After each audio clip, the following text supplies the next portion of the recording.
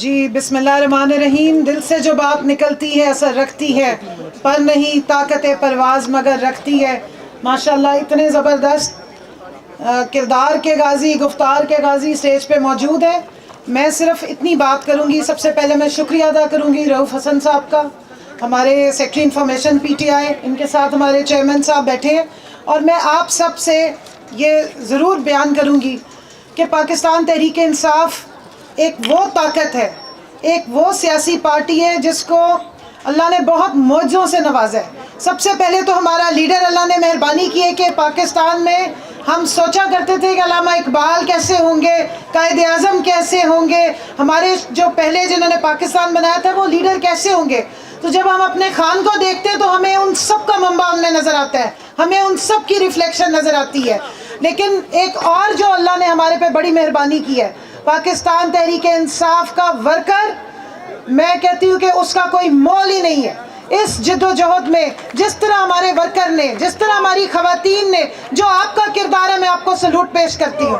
جس جگر کے ساتھ یہ لڑے ہیں اس آزادی کے لیے، اپنے ملک کے لیے، اپنی حقیقی آزادی کے لیے، جتنی انہوں نے قربانیاں دی ہیں، خاص کر ہماری خواتین نے، ہماری یوتھ نے، تو میں سمجھتی ہوں کہ خان صاحب کا وہ پیغام جس کا ذکر ہم علامہ اقبال کی زبان میں کرتے ہیں کہ خرد کو غلامی سے آزاد کر، جوانوں کو پیروں کا استاد کر، خان نے وہ آپ کے اندر امنگ جگا دی ہے. اس نے خرد کو غلامی سے آزاد کر دی ہے.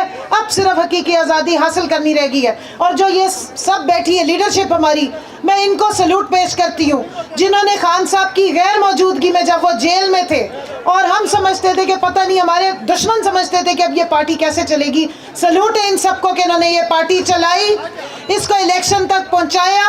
اور ان لوگوں کے دانت کھٹے کیے جو کہتے تھے کہ پاکستان تحریک انصاف کی ٹکٹ لینے والا کوئی نہیں ہوگا. الحمدللہ پاکستان تحریک انصاف نے کہ 3,500 امیدوار بھی پاکستان کی تاریخ کا سب سے ایک بڑا ہسٹری بنی ہے کہ ٹکٹ لینے والوں کی لائنیں لگی ہوئی تھی اور ہمیں سمجھ نہیں آ رہی تھی کہ کس کو دینی ہے ٹکٹ اور کس سے روکنی ہے.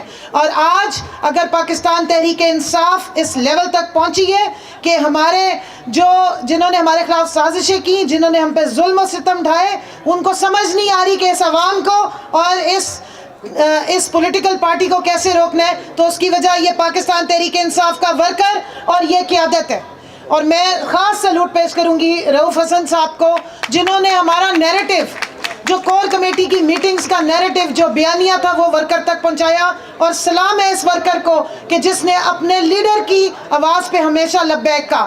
صرف یہ بتاتی چلوں کہ ہمارے لیڈر کوئی اپنی ذات کی لڑائی نہیں لڑے. اللہ نے ان کو سب کچھ دیا ہوا تھا. وہ صرف اور صرف اس عوام کی آزادی کی، اس ملک سے غربت کے خلاف جہاد لڑے، جہالت کے خلاف جہاد لڑے.